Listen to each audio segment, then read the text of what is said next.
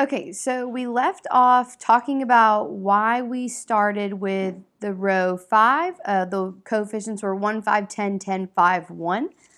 So as you can see, guys, the first video quit halfway through, and so I didn't know that it quit, and I continued working, and so you'll see that I have all of these problems already worked out, but I'm still going to walk you through the process, so make sure you're following along with me. If you can't follow along or you get stuck somewhere, you don't understand why I got that specific number, please stop the video and ask a neighbor. I greatly encourage you all to work together here, so if you need help, definitely ask a neighbor. But otherwise, here we go.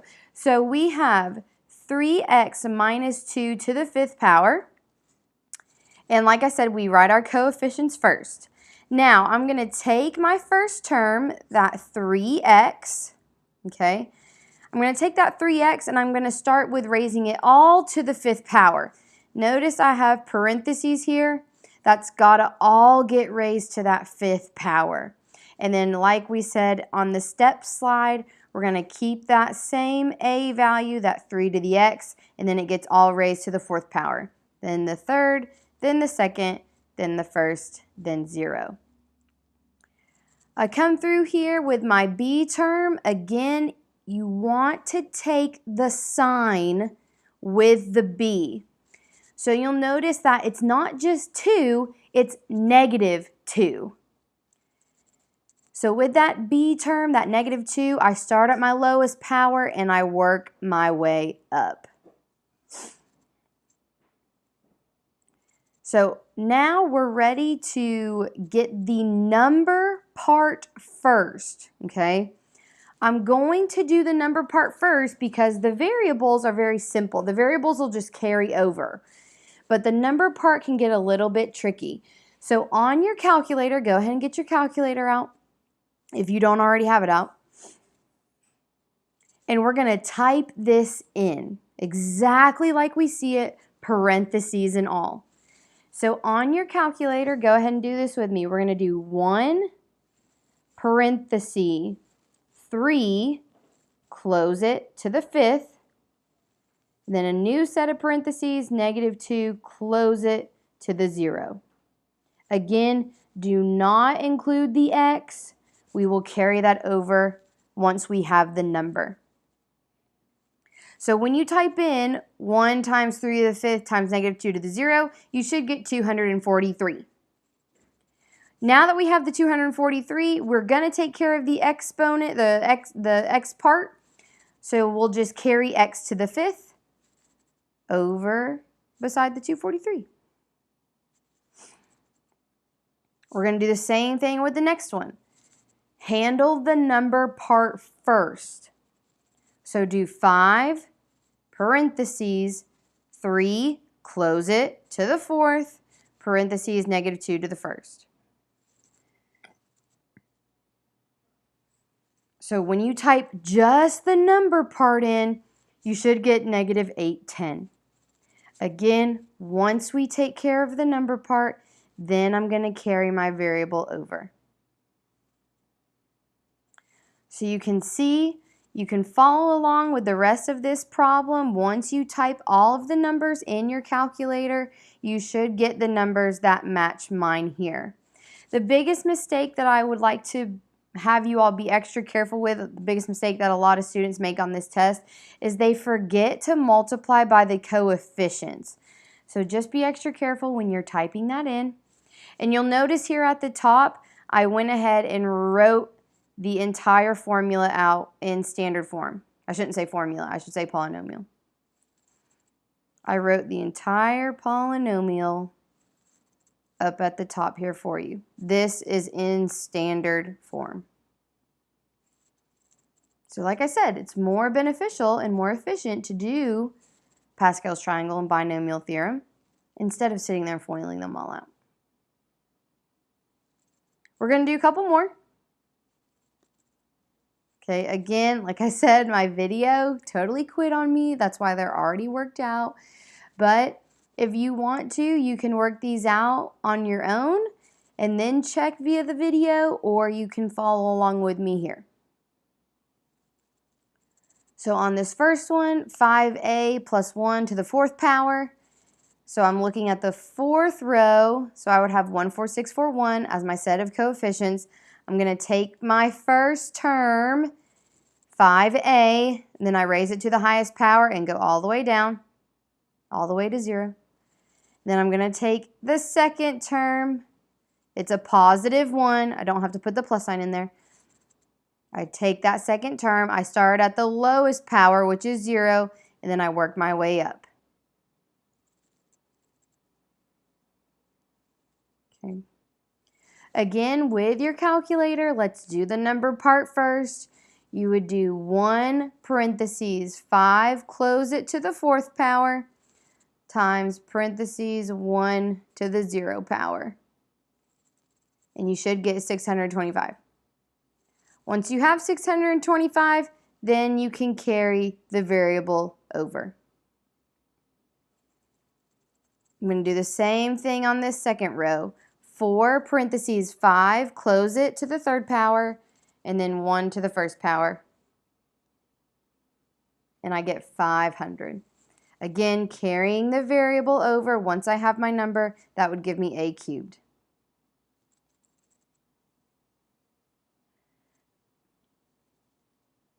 You should be able to type in the next 2 and check your answer right here. But I really want to point out this last one here, because you have 1 times 5 to the 0 times 1 to the 4th.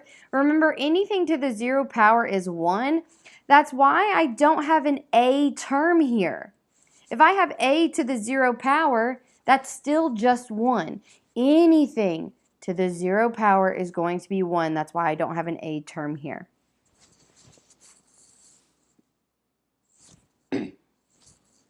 I'm going to do this next one with you all because this does get a little bit tricky. Here on this next problem, you have 2 variables. You have an x on your first term, and then you have a y going along with your second term. However, you're still going to set this up the same way. You're going to have your coefficients based off your highest power. So that means I have 1, 3, 3, 1. I'll take my first term, raise it to the highest power, go all the way down. I take my second term. Notice you have to take that negative with it. I start at the lowest power, which is 0, and I work my way up. You're going to take the same process here, but like I said, I just wanted to walk you all through this, make sure you were with me. You type in the number part, 1 parentheses 4, close it to the 3rd power. And then remember, like I said on this last one, anything to the 0 power is 1. So if you wanted to type in -7 to the 0, that's fine, but you should still end up with 64. And then again, I carry my x cubed over. I don't carry a y over because anything to the 0 power is 1. That's why I don't have a y here. On the next one, I would have 3 parentheses 4, close it, squared, parentheses -7 to the 1st. And you should get -336. Now here you got 2 variables to carry over. You have x squared and then you have y to the 1st. We don't write the 1. It's an understood 1. So you can leave it like that. Again, on the next part, 3 parentheses 4, close it to the 1st power, parentheses -7 to the 2nd power. You should get 588, and this time you're only going to have 1x, and then you're going to have 2 of your y, so you'd have y squared. Last term, similar to the first one, you won't have an x here because that's raised to the 0 power, so you'll end up having just y cubed by itself. And I put a plus sign right here because this is actually already in standard form. I just had to put a plus sign right there. So this would read 64x cubed minus 336x squared y plus 588xy squared minus 343y cubed. So even if we have 2 variables, we still treat them the same way. Just a little bit more work to do.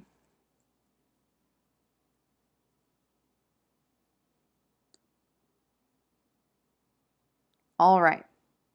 So this next question, you will see on your test. T and Reddy really likes this question too because it assesses whether you know binomial theorem and how to use Pascal's triangle, but they don't make you write out the entire formula. So that's kind of nice here too. So this question asks us, find the specified term of each binomial expansion.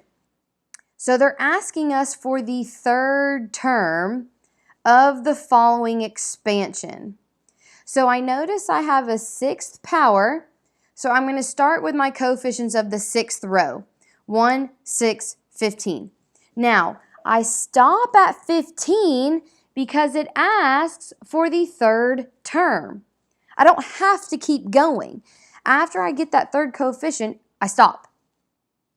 Now, I do the same steps as I would if I was expanding the whole way.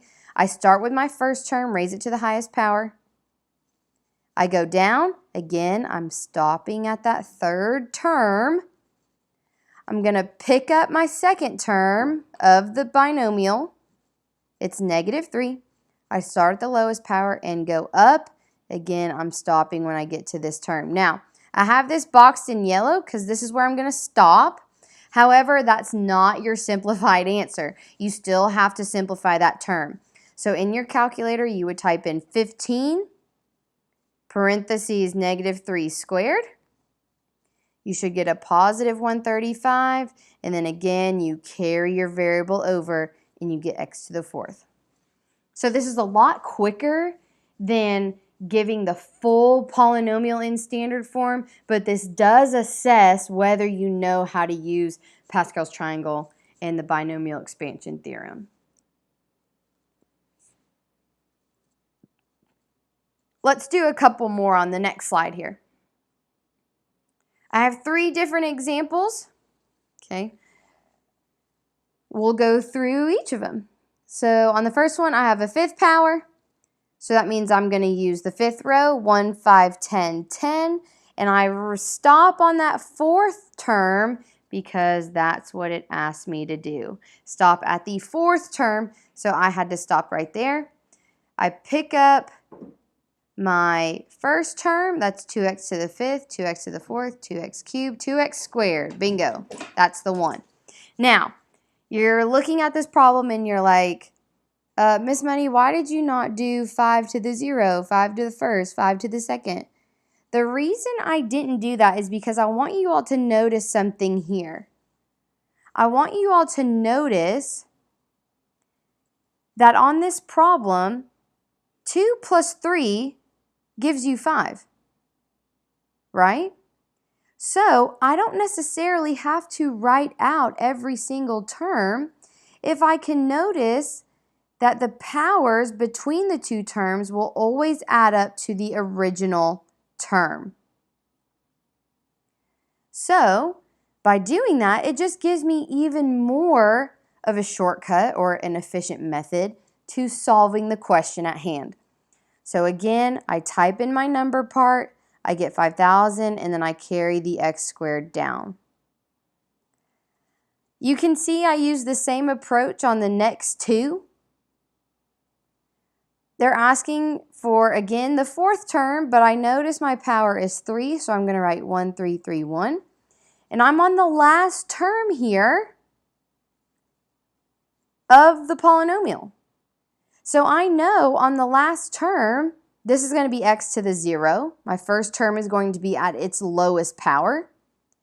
And then my second term is going to be at the highest power.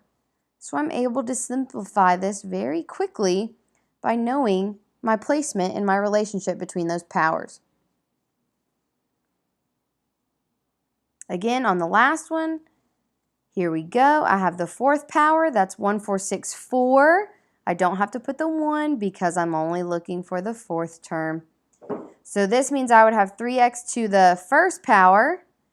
And like I said, guys, if you can't see that, go ahead and write it out like I did on the first one here. You can write that all out. And then it's easy for you to see again that relationship. If that's to the first power, then my second term is going to be to the third power because 1 plus 3 gives me 4. I type in my numbers and I got negative 12, and then I carry my x down.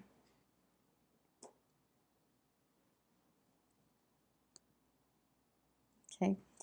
If you are in my 4th block class, you do not have to do this last problem, but if you are watching this for 5th block, then you do have to do this last problem. So if you're in my 4th block, you can go ahead and stop the video and work on your homework, but if you're in my 5th block, please take note of this last slide here.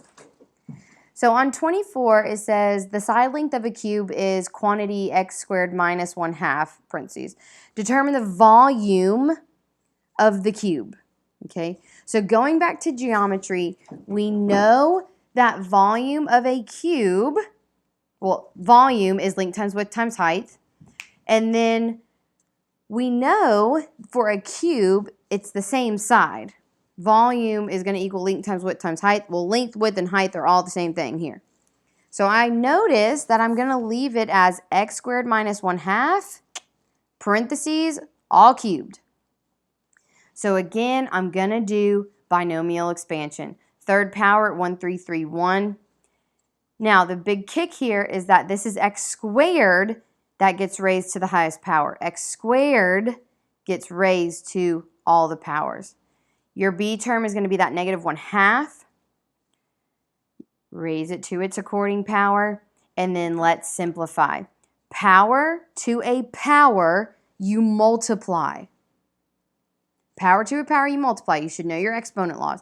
So that's why I'm left with x to the 6th. Simplifying my number part, 3 times negative 1/2 is negative 3/2. X squared gives me x to the 4th. Again, following this problem throughout, I type in my number part and then I carry my exponent over, and then you are left with this polynomial right here, x to the 6th minus 3/2 x to the 4th plus 3/4 x squared minus 1/8. I hope you all enjoyed this. I'm sorry I could not be there.